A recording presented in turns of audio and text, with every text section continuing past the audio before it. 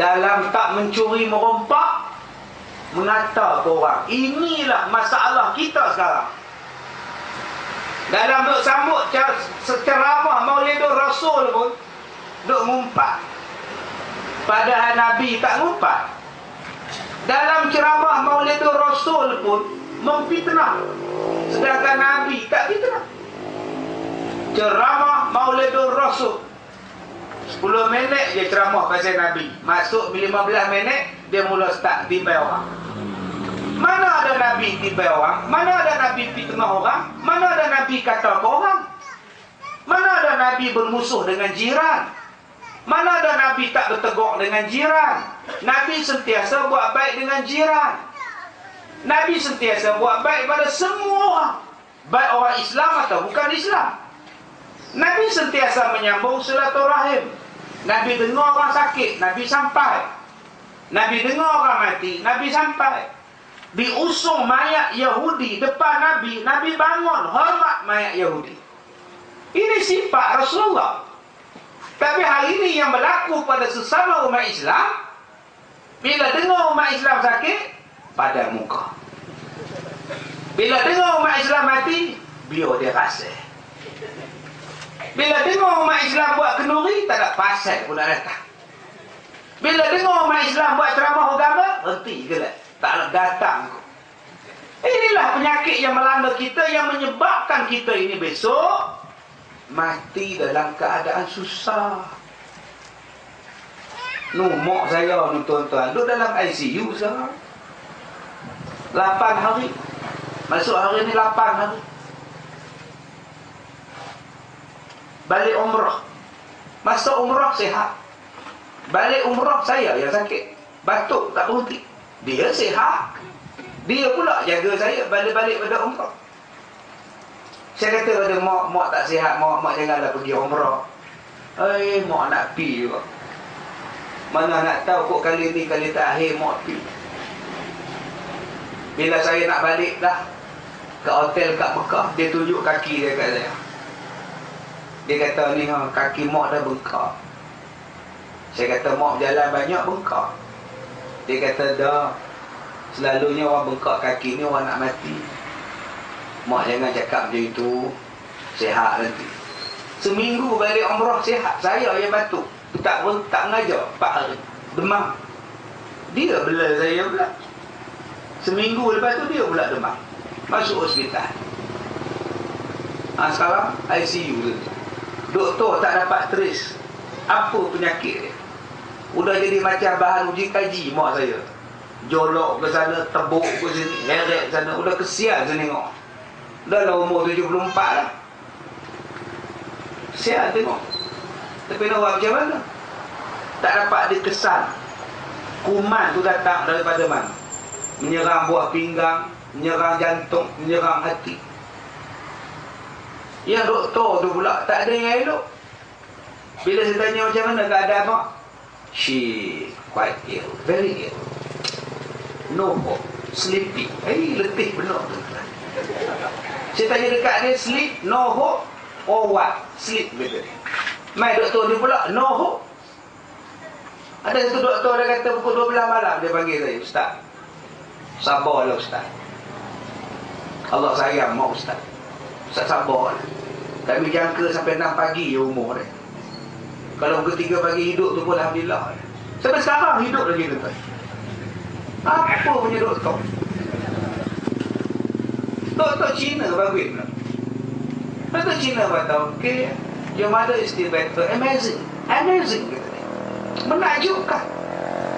Jantung okey balik, buah pinggang okey balik, semua okey balik. Mak saya sedar tu tuan. Mata dia elok, lepok. Tapi tak tahu penyakit dia apa.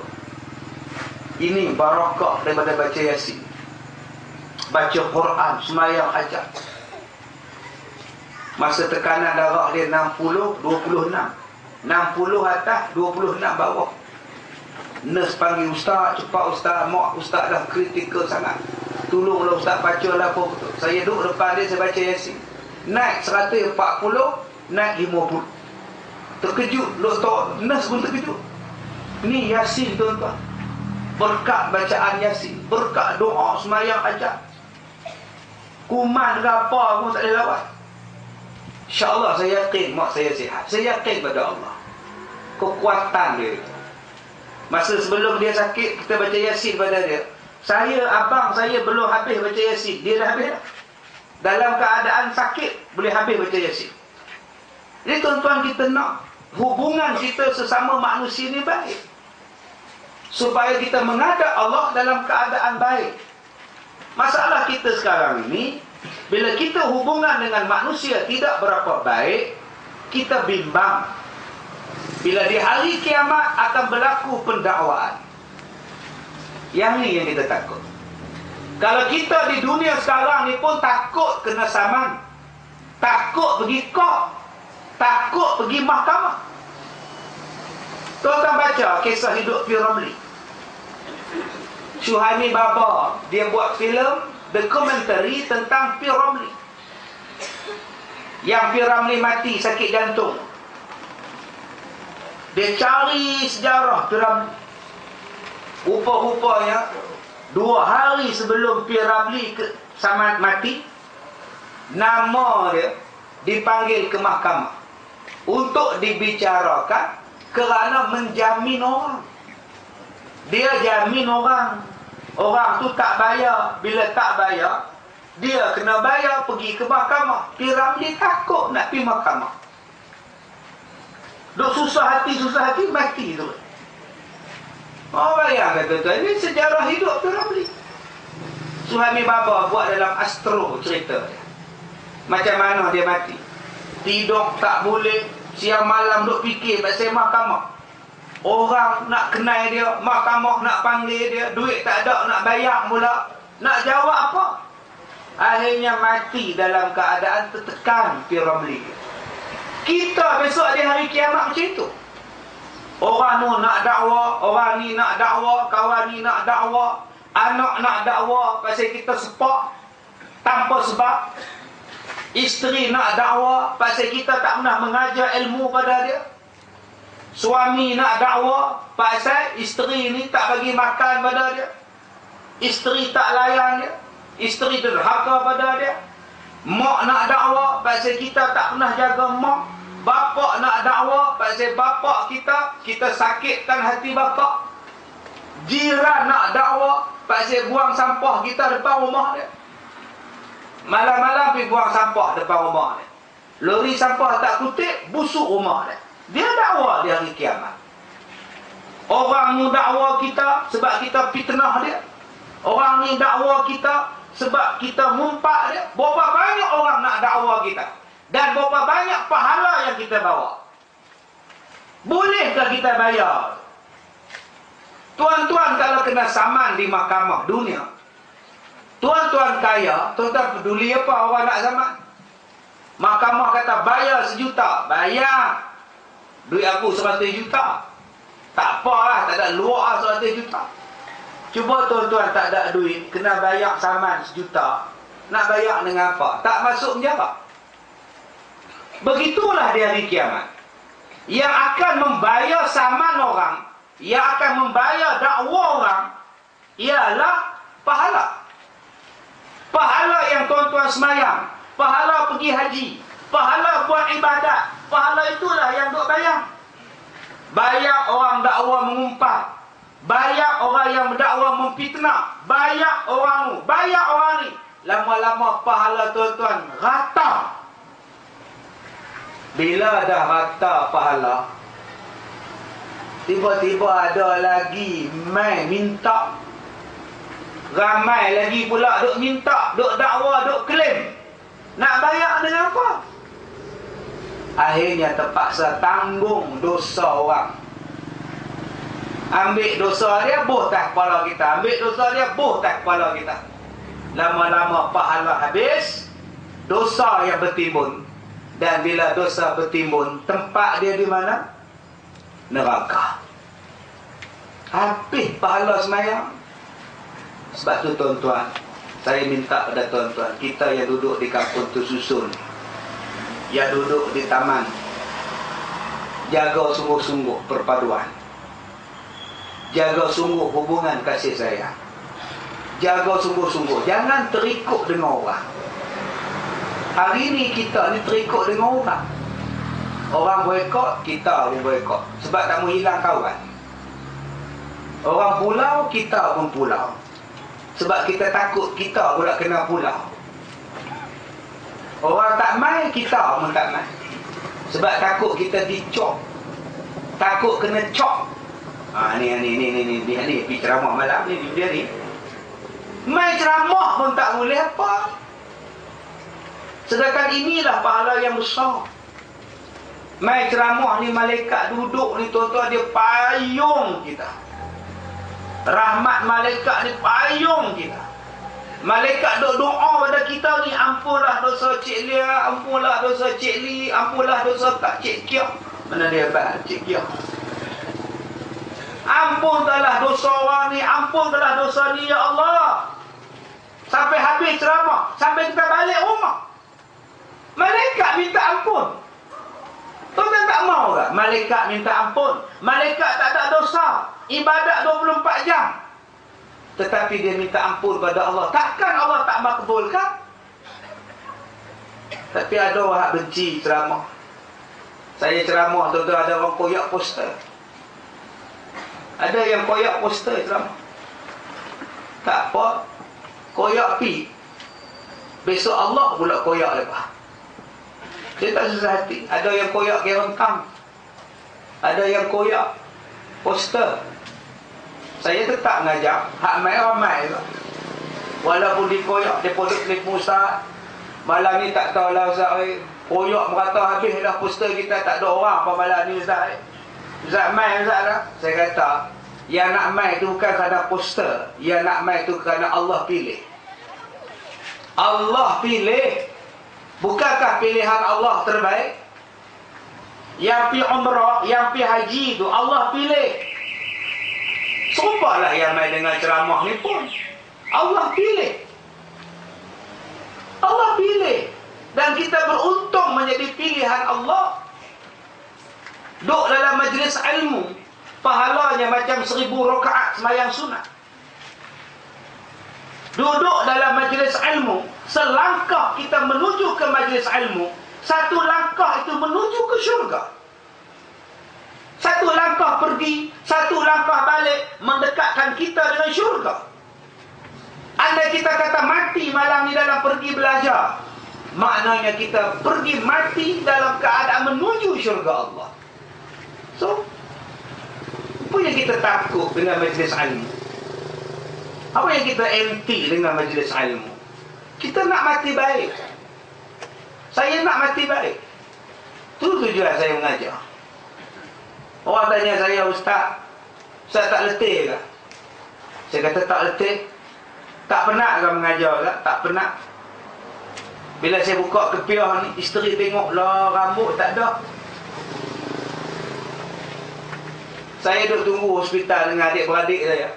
Saya buka kepiah, duduk garu gatal.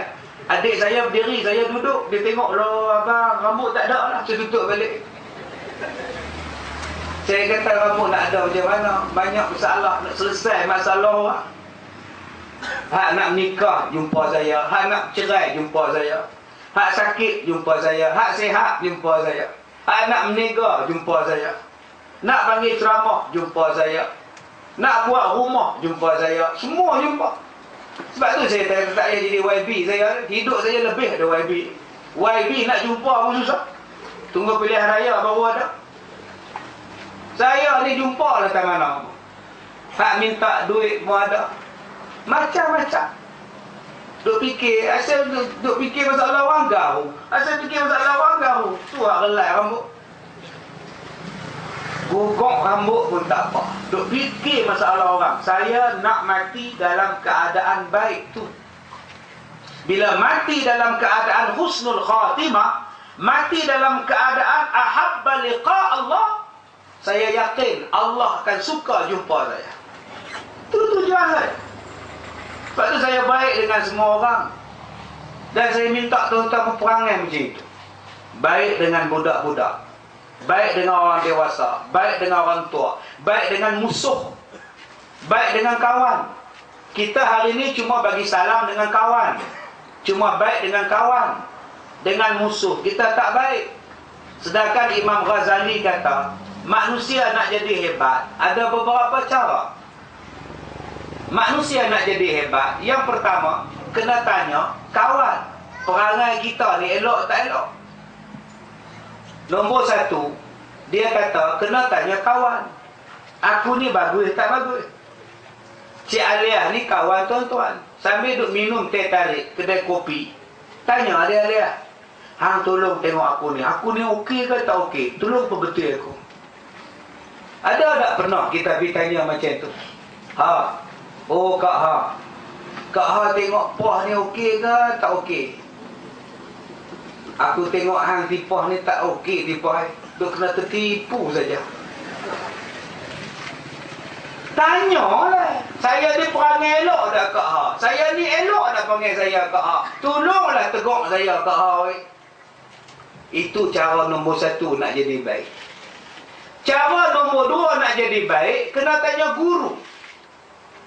Tanya guru, Ustaz, apa yang tak kena dengan saya Ustaz? Betul tak cara saya? Tanya guru. Nombor tiga, kena pergi tanya kepada musuh. Apa yang musuh cakap pasal kita? Kadang-kadang orang yang tak suka pada kita bercakap tentang kita, apa yang dia cakap tu betul. Dia nampak daripada sudut yang lain, maka dia pun cakap. Kadang-kadang apa yang dia cakap tu betul. Kita kena dengar juga cakap orang yang tak berkenan dengan kita. Bukan semua orang yang tak berkenan pada kita tu cakapnya salah. Kadang-kadang cakapnya betul untuk menaikkan balik kita, untuk membetulkan balik kita. Tapi kita hari ni yang nombor tiga ni lah yang kita tak mau. Bila kena tegak sikit, marah.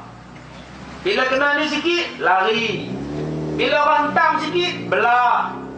Ini bukan yang terbaik. Imam Ghazali kata kena ambil yang nombor tiga. Kalau nak bagi betul, kena ambil yang nombor tiga. Jangan tinggal nombor tiga. Jangan duk suka dengar orang puji. Jangan suka dengar orang duk kata baik daripada kita.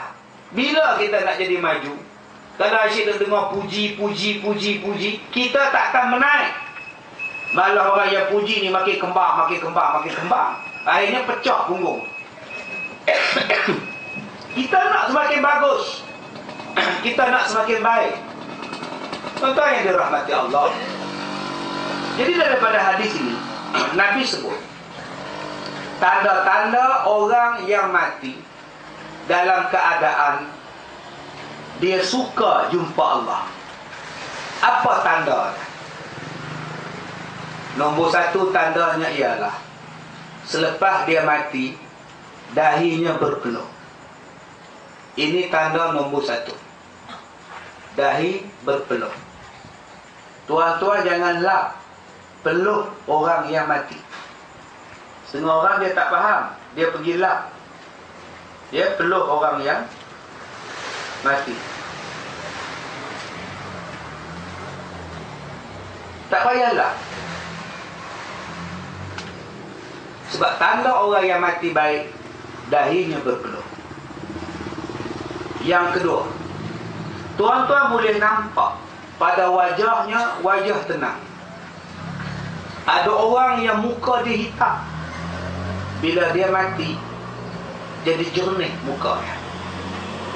Tuan-tuan kenal lagi dengan adik Nurul Jazimin yang kena rogol, yang mati dibunuh, mayat dia bubuh dalam beg, tak di kaki lima. Bila mak dia dipanggil oleh polis, tolong cam ni mayat anak hang ke tidak? Mak dia kata bukan. Pak dia kata ni budak Myanmar mana. Tapi bila mayat budak tu dimandikan mayat, panggil lagi sekali, baru mak dia peluk, baru jumpa macam anak dia balik.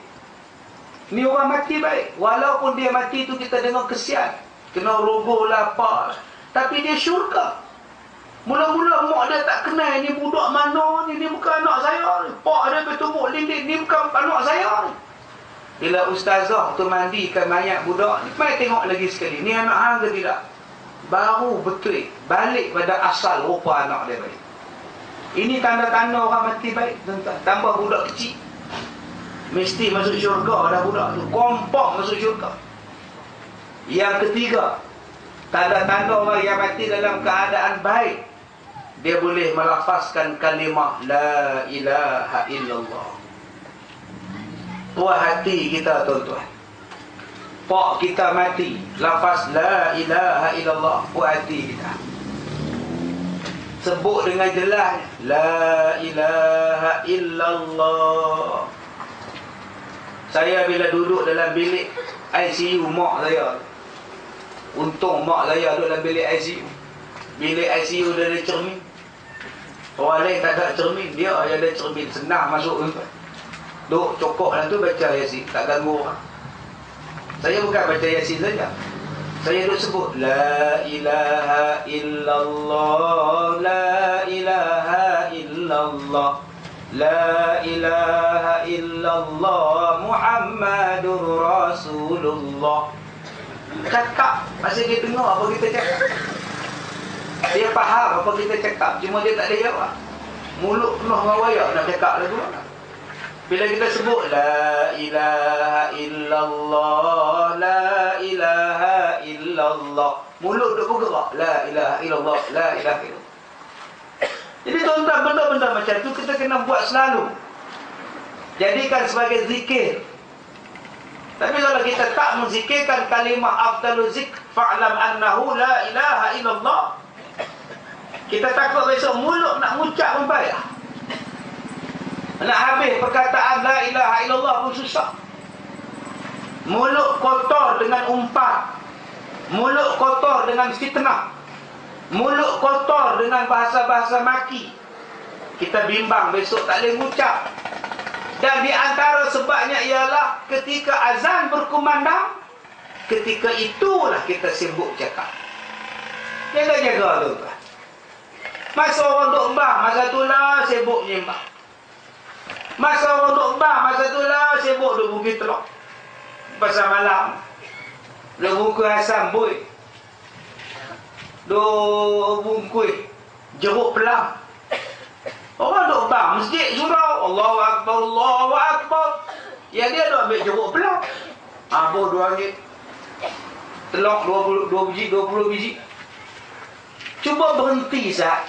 Hormat azan. Dengan sebab tak hormat azan tu, kita takut besok mulut kita kerak daripada nak sebut la ilaha illallah. Yang keempat, tanda-tanda manusia yang mati dalam keadaan baik. Tuan-tuan boleh tengok, kadang-kadang waktu jenazah dikebumikan, waktu jenazah dikebumikan, hujan turun. Air hujan yang turun pada kita tu wangi. Air yang timpa kita, air hujan yang timpa kita tu wangi, tuan-tuan. Kadang-kadang 2-3 hari tak hilang lagi. Yang ni pernah berlaku di Melaka. Satu ulama mati, waktu orang ke bumi mayat dia di tanah kuburan, hujan turun. Bila hujan turun, hujan yang kena pada orang, dia balik ke rumah wangi baju dia. Ni manusia yang mati dalam keadaan baik. Yang kelima, di perkuburan itu ada burung-burung yang berkicau-kicau, yang duduk atas pokok, yang banyak duk cakap, duk bunyi macam-macam. Burung-burung tadi. Ini tanda-tanda orang yang mati dalam keadaan husnul khatimah, dalam keadaan yang sangat baik, mati dalam keadaan yang tenang jiwa dia. Jadi tuan-tuan, tanda-tanda kematian ini, masalah dia orang akan nampak. Masalah dia orang nampak, kita tak tahu lah. Kita dah mati lah. Kalau kita mati dalam husnul khatimah, alhamdulillah. Bayangkan tuan-tuan, hari ini kita tengok orang mati baik. Agak-agak kita mati besok jahat ke baik? Apa pula tanda-tanda mati jahat? Banyaklah tuan-tuan tanda mati jahat. Tanda mati jahat. Nombor satu, yang Nabi paling tak suka mati, mati keldai. Maka sahabat Nabi tanya pada Rasulullah, ya Rasulullah, bagaimana yang dikatakan mati keldai? Jawab Nabi, mati keldai ialah mati mengejut. Mati mengejut. Tak ada sakit, tak ada demam, tak ada apa-apa, pak, mati. Hutang tak sempat bayar, salah tak sempat minta maaf, wasiat tak sempat bagi tahu, apa pun tak bagi tahu. Yang ni yang Nabi kata mati keldai. Yang kita minta pada Allah jangan mati macam ini. Bayangkan tuan-tuan, kita ada buat salah, kita tak taubat, tidur malam, besok tak ada, taubat pun tak sempat. Ini nama dia mati keldai. Sangat menakutkan kita. Cuba isah, cuba beri ingat pada diri kita sendiri. Jadi kalau kita ada salah dengan siapa-siapa, ambil telefon, saya minta maaf, saya buat salah dengan awak. Mat, aku minta maaf, Mat, aku kata agak. Eton, aku minta maaf, aku kata agak. Handphone ada, telefon rumah ada, gunakan untuk minta maaf. Wasari'u ila maghfirah, minta maaf, buat baik, minta keampunan daripada Allah. Kerana Allah sediakan kepada kita syurga yang seluas langit dan bumi. Syurga yang seluas langit dan bumi menunggu kita, tuan-tuan. Mintalah ampun. Wasari'u ila maghfiratin min rabbikum wa jannatin arduha as-samawati wal ardh mu'iddat lil muttaqin. Bersegeralah kamu minta ampun pada Allah. Sesungguhnya disediakan kepada kamu syurga yang seluas langit dan bumi, disediakan bagi orang-orang yang bertakwa. Allah kata cepat-cepat minta maaf, cepat-cepat minta ampun, jangan tangguh. Sebab kita tak tahu bila nak diambil nyawa kita ini. Tuan-tuan yang dirahmati Allah, ada 3 perkara yang kita kena ambil berat, yang wajib kita ambil berat dalam kehidupan kita. Nombor 1, nama dia akidah. Nombor 2, nama dia syariat. Nombor 3, nama dia akhlak. Ni 3 benda ni kena ambil berat sungguh. Nombor 1, akidah. Akidah maksudnya ialah pegangan kita. Akidah maknanya ialah kepercayaan kita. Jangan bagi rosak akidah kita, keimanan kita pada Allah. Bila tuan-tuan sebut la ilaha illallah, tiada Tuhan melainkan Allah, maka kita mempunyai akidah yang benar. Bila akidah yang benar telah kita pegang, wajib kita memelihara akidah itu.